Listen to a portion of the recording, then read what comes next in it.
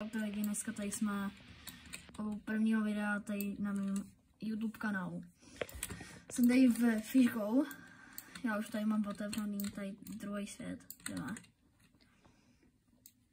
Jsem tady nejbohatší na serveru, to je dobrý. Takže půjč. Tak, bum. Bomba.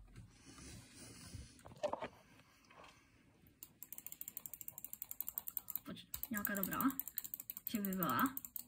No nic. Hele, zkusíme to teď prodat. Bum. No bomba. Já potřebuji vydat 3,5, aby se mohl mít na lepší proud. To je jasný.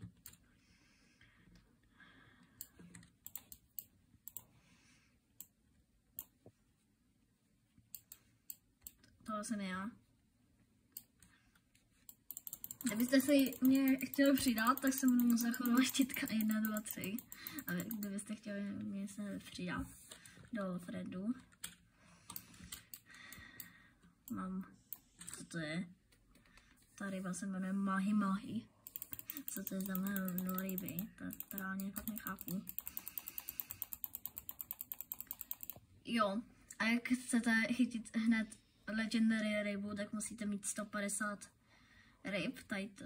A pak chytnete nějakou legendary rybu. Já jsem chytil tady tu squid, nějaký kolosal squid. No, jako, není to nic moc. Chtěl bych docela nějakou dobrější.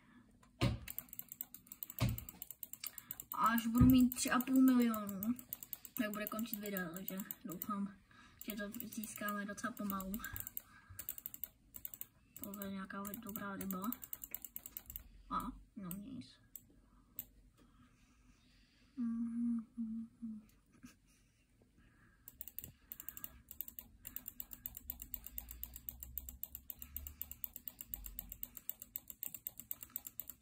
Počkej, Vojto, já jsem si teď uvědomil, že to musíš natočit takhle. A jo, vlastně. No nic, takže to můžeš vypnout, kámo, hned.